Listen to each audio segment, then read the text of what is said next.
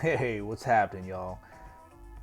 I got the opportunity to try something a little different. And a buddy of mine, I was over at his house a day or so ago, and he was like, "Oh, hey, listen, why don't you take my Bryston 2.5B cubed and try it out?" Because you obviously have seen the videos if you know my channel about these two VMV A1 Pro amplifiers from SMSL. I love them. I absolutely do. I think they are one of the biggest sleepers in the audiophile industry right now for sonics and price. There might be other amps out there, but obviously, I can't try them all. I don't know them all. But these are the ones that I have right now, and this is what I've heard. You've seen the review. I stand by that. My buddy gave me this Bryston. Now, this isn't my first Bryston. I actually got into the higher end audiophile world of amplifiers with my Bryston 4B SST squared, and that was such a lovely amplifier. There was definitely a sound that I associated it with, but of course it all depends on also, your front end, also what type of speakers you're using, and cabling and all that. And all that can come into a discussion point. Point being, with a completely different system, a completely different room, a completely different mindset. I'm older. Who knows how that affects, your hearing and your ability to make judgment calls on what you're hearing or what you remember hearing. That's all fair for analysis, but I don't think anyone's going to be doing an analysis on this video, and if you are, you're fucking weird. Point being, though, I'm doing a little A-B comparison between having two of these VMV A1 Pro and one of these 2.5B cubed Bryston amplifiers. Obviously, it's just one power cable going in. I'm using the same cabling. So I'm using my AudioQuest Oak speaker cables. I'm using the AudioQuest Yukon XLR. I'm using my iFi Super Quasar power cables. And just to top it off, just to piss some people off, I put isolators underneath because those who know. I'm teasing. I personally don't think that there's any sonic difference. I like how it looks, and I like how easy it is to clean underneath when I lift my equipment up off the stand a little bit.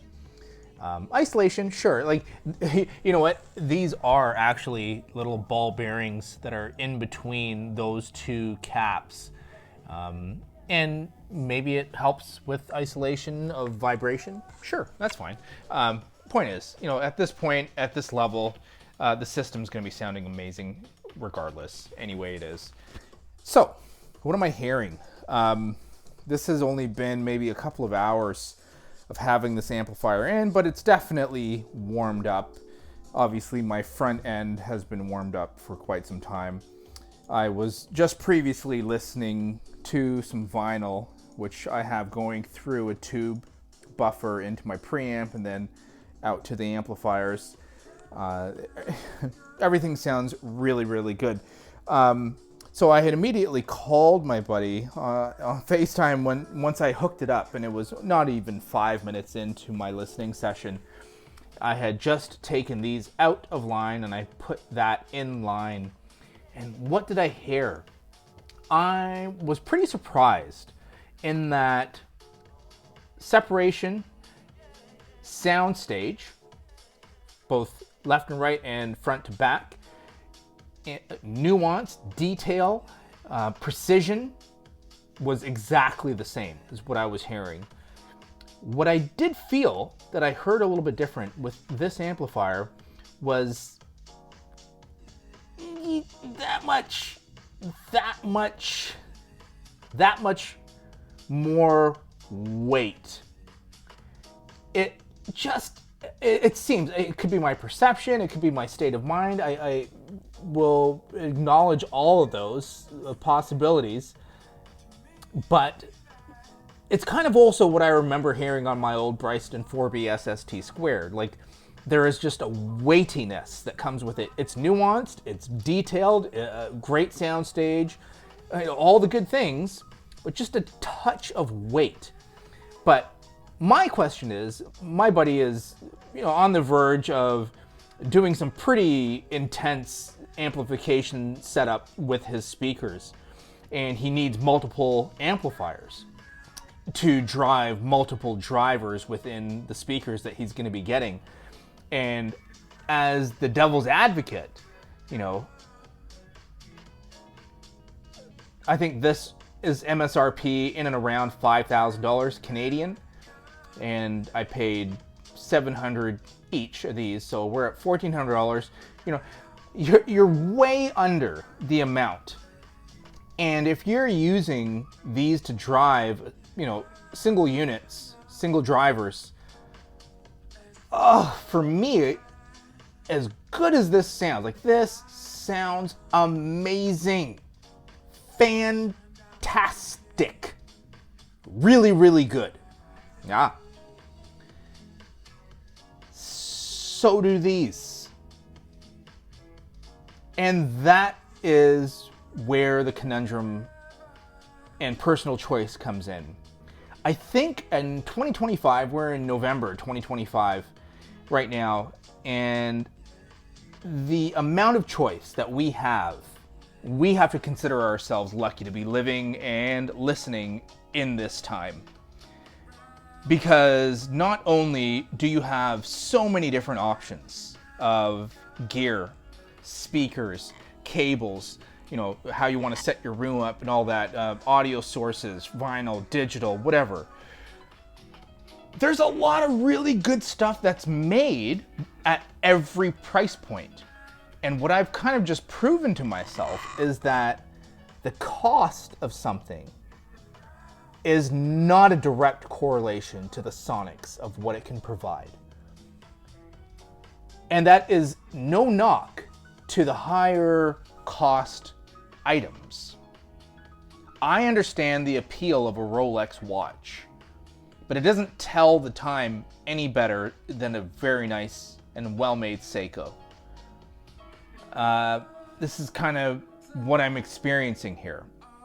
This is well-made, an established company, it's been around for years, used in big industry. I believe NASA, if they don't still, they used to use Bryston amplifiers in NASA headquarters. And, that goes to show, it says a thing, right? When some big corporation, an established scenario is like, yeah, we'll use your gear in our stuff. That's awesome, right? I don't know where SMSL is being used aside from a do-it-yourself audiophile room, right? And I believe they understand their goal, their mission, and they accomplish it, I think, in spades.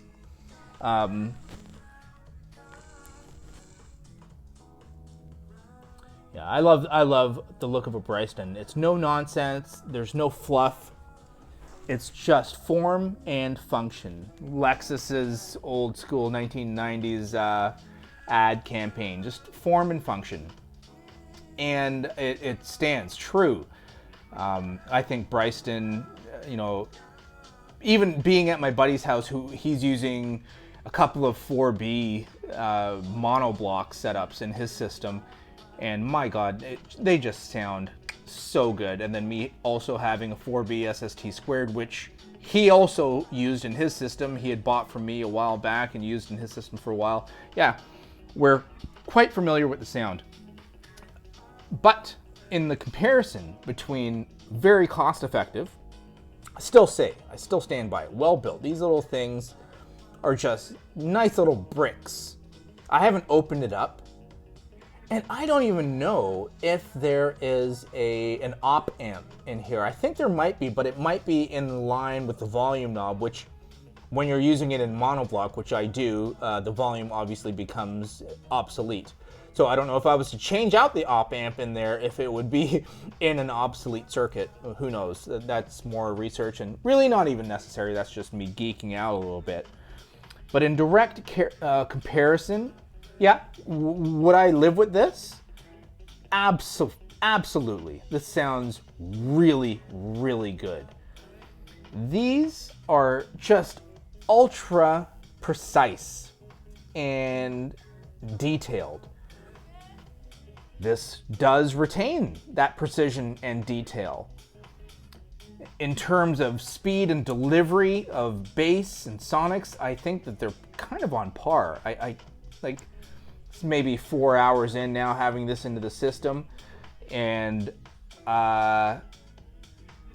it's a tough call. I would need a second set of ears, and then we'd have to do an A/B. So unplug that, plug these in, you know, listen to the same tracks at the same volume level. But you know, from what I've heard and you know what I've listened to today, I think that it really is not a matter of sonic fidelity. It's not a matter of precision. It's a matter of taste, budget, and if you want to sprinkle on a little salt and pepper of nuanced sound signature differences, because it is not a massive difference. And it begs the question, you know, what is the system worth to you, right? And some people, cost is no object, and so they can do anything they want. For other people, cost is very much consideration. And you know, having this opportunity to be able to listen to a $5,000 amplifier, and this is in a mono configuration, so it is isolated. The left and the right are isolated from each other within this unit itself. And then of course, this in a mono, these are completely isolated physically. Separation, details, dynamics. You know, to be honest, I feel that at lower levels, the dynamics are a little bit more pronounced in this, which could make sense to me. But the question is it that much of a difference that would say, you know what, I'm really not able to glean, you know, sonic enjoyment from these two. I need to buy that. No. Nope. I can't say that honestly. And, you know, whoever is watching this video, you know, we're never going to meet. You're never going to be in my listening room. And we're never going to be able to do an A/B comparison. So all these videos is just one single opinion. And it happens to be mine because I happen to have this equipment in my room right now. But, you know, these are my thoughts. This is what I've experienced. Build quality on this, rock solid. It's a tank. Nice and heavy. You know, connections on the back are... Sorry, I just dropped my mic. Connections on the back are nice and tight. And this is my extra power cable that I'm not using right now because I don't need it. But, you know, yeah, you know, XLR in. You got your RCA single-ended there, and you're balanced. Well, you do have some other options here. Let me see if I can clip this back on my shirt.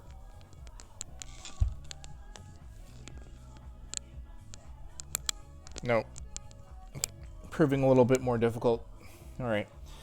All right. So let's see if we can get this.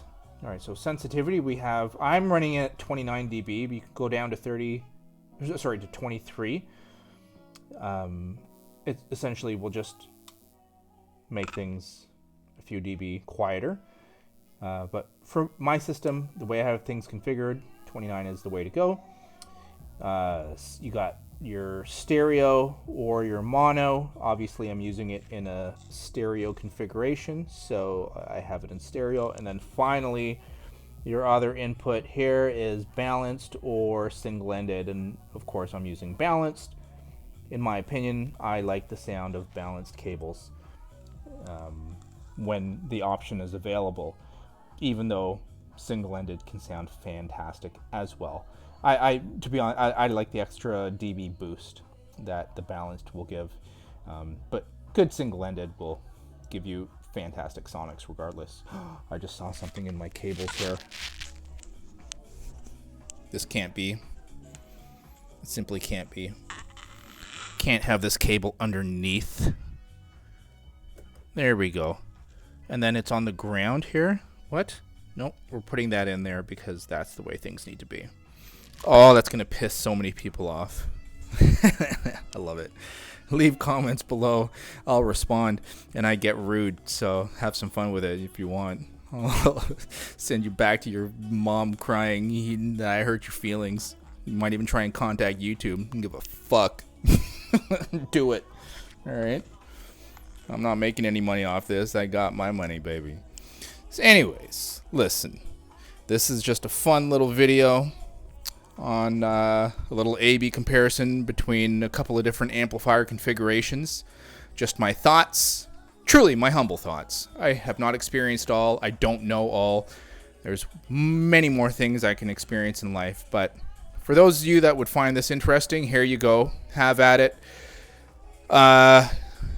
End result, do I feel that I would need to spend, 3-4 times as much on an amplifier? I don't feel that I need to glean sonic satisfaction and enjoyment. Do I feel that there is a slight sonic difference? Yes. Do I like it? That difference? Yeah, I think that Bryston, I like the weight that it brings along just to a couple of scenarios. Do I think it is absolutely necessary or even noticeable? In other words, if anybody comes over to my place and I just have these in, are they going to be like, oh my God, it's not? Nope. Everyone's going to have their mind blown with that. You come in, this is in line. Yeah, your mind's getting blown as well. Do with that information as you will. As always, enjoy your listening. Stay happy, stay healthy, be better than you were the day prior. And don't let anybody take you down unnecessarily. I mean, sure, if you need to be taken down a little bit and it's justified, then I guess we just have to swallow that pill. But if not, and let's face it, most of us, we don't need to be taken down. We can learn, but all right, crew, enjoy your whatever it is, day, night, evening, morning, whatever. Peace out, y'all.